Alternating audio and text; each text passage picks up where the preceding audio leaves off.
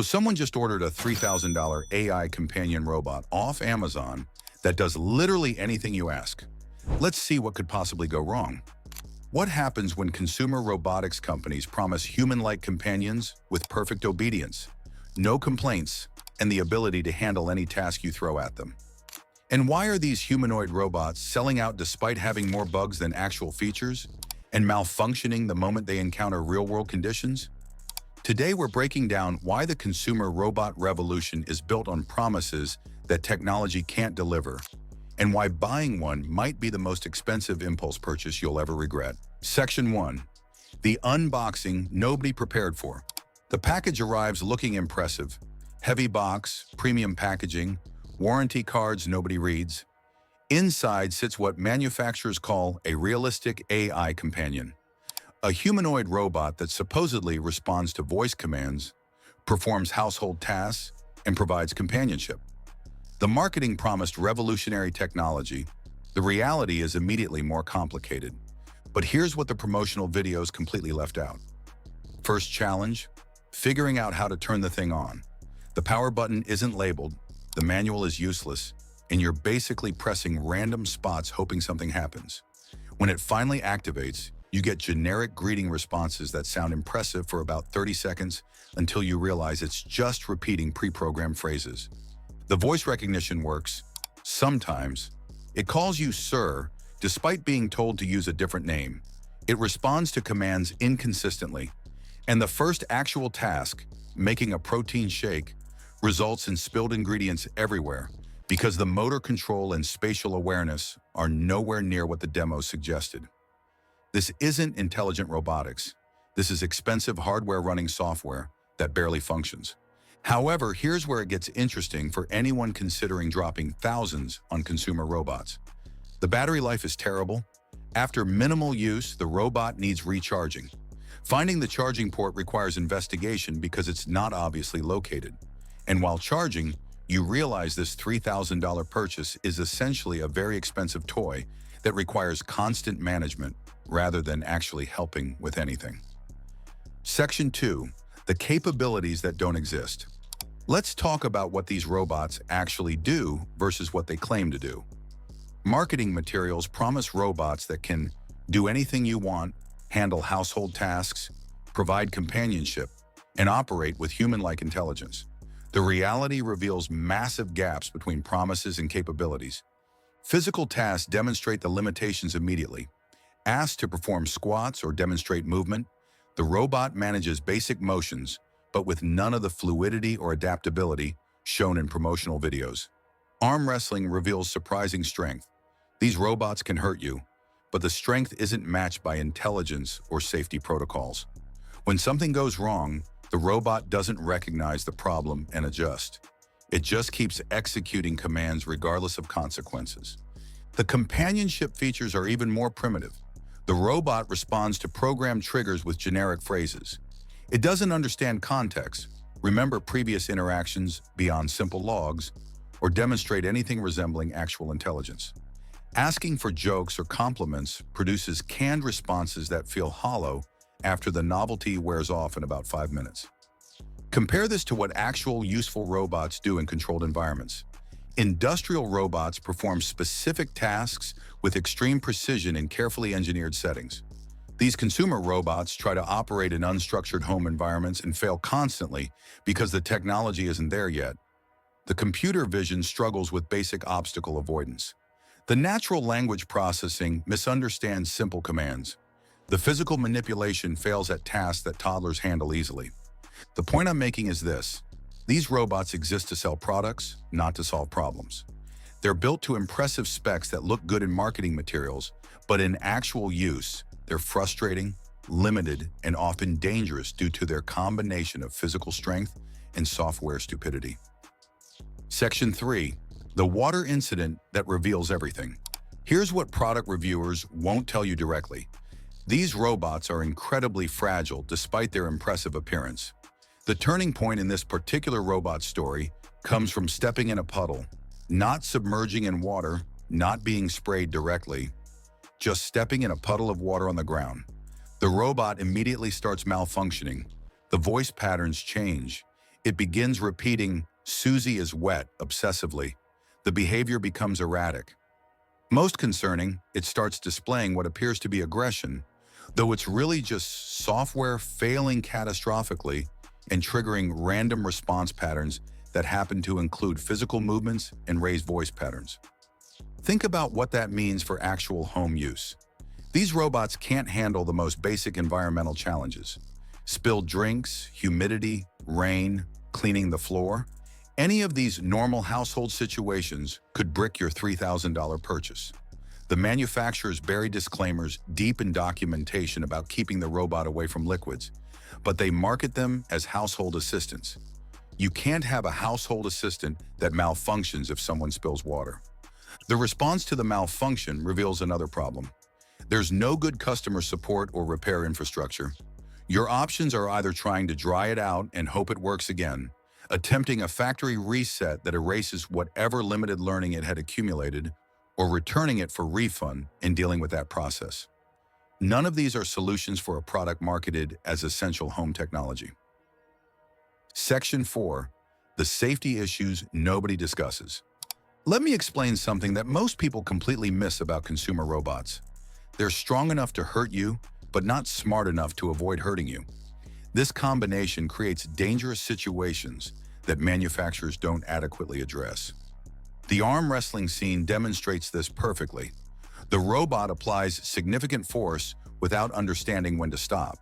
If someone's arm is in the wrong position, or if they're not strong enough to resist, the robot could cause injury.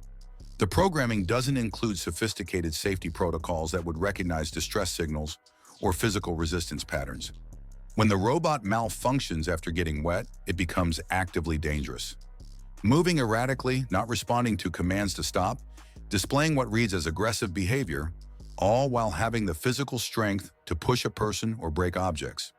In industrial settings, robots operate behind safety barriers or with extensive safety systems. In homes, they're expected to operate around children, pets, and unpredictable situations with minimal safety infrastructure. The manufacturer's solution to safety concerns is basically, don't put the robot in situations where problems might occur. Don't get it wet. Don't let it near stairs. Monitor it constantly during operation. Keep it away from children and pets. But those restrictions eliminate most of the use cases that would justify buying the robot in the first place. Section 5. The economics that don't make sense. So what does this actually cost beyond the $3,000 purchase price? The ongoing expenses reveal why consumer robots remain terrible investments for most people. Electricity costs for charging aren't huge, but add up. Figure $50 to $100 annually depending on usage. More significant are the replacement parts and repairs. These robots use proprietary components that can't be fixed with standard parts. Break something, and you're ordering manufacturer-specific replacements at inflated prices. Software updates might be free initially, but could become subscription services. The battery will degrade over time and eventually need replacement at costs that might approach half the original purchase price. The opportunity cost is significant too. $3,000 could buy a lot of actual useful technology or services. Professional house cleaning for a year, multiple high-quality smart home devices that actually work reliably, a decent used car. Instead, that money goes into a robot that needs constant supervision, can't handle basic tasks, and might break if environmental conditions aren't perfect. Compare the value proposition to what you actually get. For basic task assistance, smartphones with good voice assistants do 90% of what these robots claim to do, for free if you already own the phone. For physical tasks, humans you could hire for $20 to $30 per hour outperform these robots by massive margins. The only value is novelty, and that wears off fast when you're dealing with constant malfunctions and limitations. Section 6. The reset that proves it's just software. Here's what separates working technology from expensive failures. When something goes wrong with actual robust systems, there are diagnostic tools, error logs, and recovery procedures. With consumer robots, your troubleshooting is basically turn it off and turn it back on, like it's 1995. After the water incident, the solution is pressing a reset button that wipes the robot back to factory settings. It loses whatever minimal memory it had accumulated. It reverts to calling its owner Sir again instead of the preferred name. It's back to square one as if you just unboxed it, except now you're also worried about whether it's going to malfunction again. The reset working temporarily proves these robots are fundamentally just computers running questionable software in humanoid shells. There's no sophisticated AI, no real learning, no actual intelligence. It's voice recognition software, basic computer vision, and motor control algorithms wrapped in marketing language about companion AI and household assistant technology. Think about what that means for the long-term viability of these products. Software can be updated theoretically, but manufacturers have no incentive to continue supporting older models once they're selling newer versions. Your $3,000 robot might become unsupported e-waste within 2 to 3 years when the company stops releasing software updates and security patches. Section 7. The pattern that keeps repeating. Here's what tech history teaches us. Consumer robotics follows the same hype cycle as every overpromised technology category. Companies make incredible claims, release expensive products that underdeliver, early adopters get burned, and the technology quietly retreats until the next hype wave. We saw this with personal robots in the 2000s, when companies promised household robots that would vacuum, deliver items, and provide companionship. Most failed or became expensive novelties. We're seeing it again now with humanoid companion robots that promise everything but deliver frustration. The few consumer robots that succeed do so by focusing on extremely narrow use cases. Robot vacuums work because they do one simple task in a controlled environment. They don't try to be general-purpose assistants. They don't promise companionship or intelligence. They vacuum floors, and they've gotten reasonably good at that specific task. But general-purpose humanoid robots trying to operate in unstructured home environments while providing companionship and assistance, that's multiple unsolved hard problems wrapped together and marketed as solved. The AI isn't there yet. The motor control isn't there yet. The safety systems aren't there yet. The battery technology isn't there yet.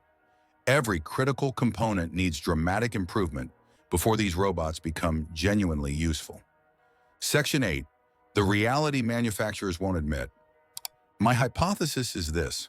Despite marketing that portrays these robots as revolutionary breakthroughs, they're fundamentally expensive technology demos that should never have been sold to consumers as finished products.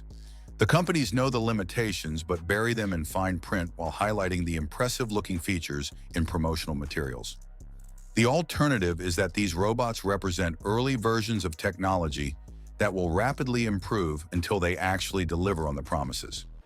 Looking at the fundamental technical challenges and the history of consumer robotics, does anyone actually believe we're just one software update away from these things working properly? But that assumes manufacturers are operating in good faith and investing heavily in R&D rather than prioritizing marketing and sales. The more logical explanation is these are cash grabs targeting people excited about robotics who don't understand the massive gap between current capabilities and promised features. The people who benefit are the manufacturers banking on novelty purchases and impulsive buyers who won't return the product despite it not working as advertised. The people who suffer are consumers who waste thousands of dollars on robots that become expensive closet decorations after the first week, when the reality of constant malfunctions and limited capabilities becomes undeniable. The consumer robot revolution isn't happening. What's happening is companies selling overpriced technology demos to people who confuse impressive marketing with actual capability. The robots might look realistic, but their functionality is anything but. Someone just spent $3,000 on an AI companion robot that malfunctions when it encounters water, can't reliably perform basic tasks, poses safety risks due to combining physical strength with software stupidity, and needs constant supervision despite being marketed as an autonomous household assistant. The question is, will you recognize consumer humanoid robots as expensive technology demos being sold as finished products years before the technology is actually ready? Or will you be the next person unboxing a robot that looks impressive for 5 minutes before reality sets in? Drop your thoughts in the comments. And if you want analysis that cuts through tech hype before you waste money, hit subscribe. See you in the next one.